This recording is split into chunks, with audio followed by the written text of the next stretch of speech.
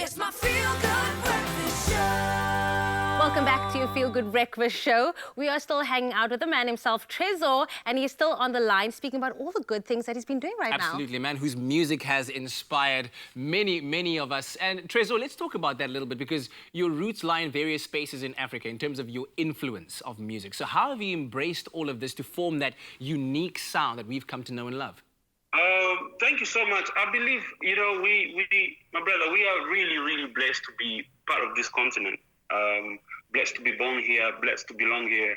I'll tell you why. We have such a variety of cultures, sonic cultures and rhythms and fashion and colors, and just so many. And I feel like to be such a West, and also personally for me, I think boring for me to kind of box myself in one genre, and just express myself in one sonic medium, So I've committed myself to pretty much exploit all sonic elements from all over the continents, from South Africa, from Cape to Cairo, from Congo, East Africa, Kenya, Mali, like everywhere. I just enjoy making music so much, man. And I get to really fuse all those elements, which is a lot of fun. Keep sharing because we keep listening. But I want to speak about the challenges, This lockdown period has been a very difficult one for everybody, especially for artists as well. How have you managed to keep your head above the water during this time?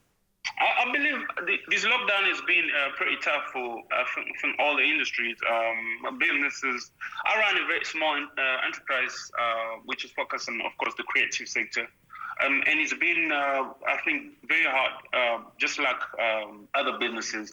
I mean, the last show that I played this year was at Kirstenbosch in Cape Town on the 29th or 25th of Jan. That about 5 months ago. And, a lot of us in the industry, we rely on live shows for livelihoods.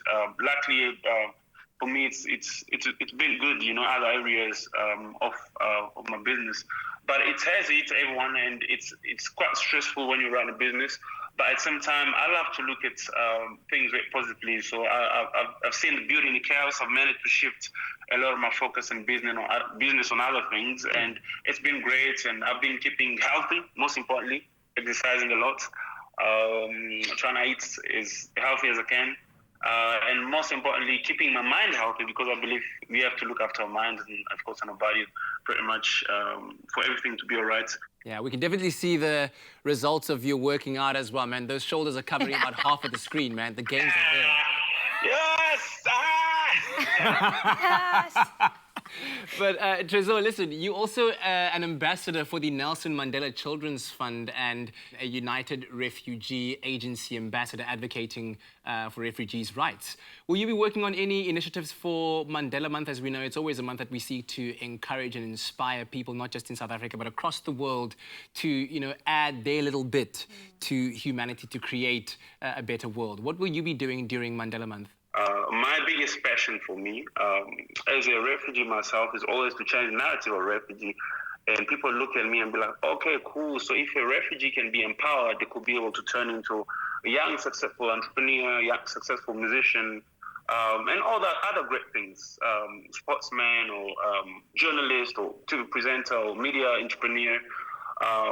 And also just, I have a big passion for youth, man, African youth, I believe in this current time, we need the fresh mind of the youth on that continent. And I try to mentor and share as much knowledge as I can with the youth, because I believe that's very important.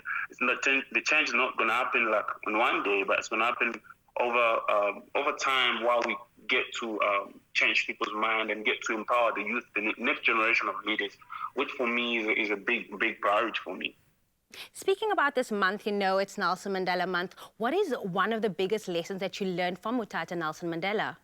I think Tata Mandela really did what I think for me, the passions and the love and the unity, that message to be able to get out of jail and have a clean slate and forget and forgive and move on is always a very powerful, I think, gesture, I think, for anybody. I mean, if you put yourself in issues for anybody, and for me, it's always a very strong foundation, especially in the times where things are not really easy for majority of the people.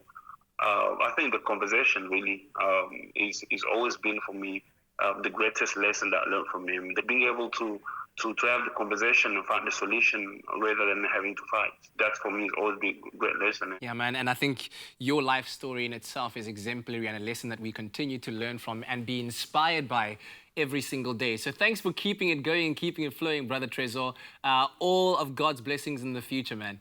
Thank you so much for having me, man. It's been great, and miss you guys. I hope to be in Cape Town sometime. Well, you know where to find us. We've always got a Absolutely. fresh cup of coffee brewing, man. Thank you. Oh, man, what an inspiring story of, you know, a man who went from being a small town boy in a new country, having to learn English in a short space of time, to brokering a 7-figure multi-year record deal, one of the most lucrative record deals for a South African-based artist. And a little over a decade later, look at where he is right now. Trezor is definitely a treasure, not for just us as South Africa as a country, but for us as the African continent. And we are so proud to call him a friend.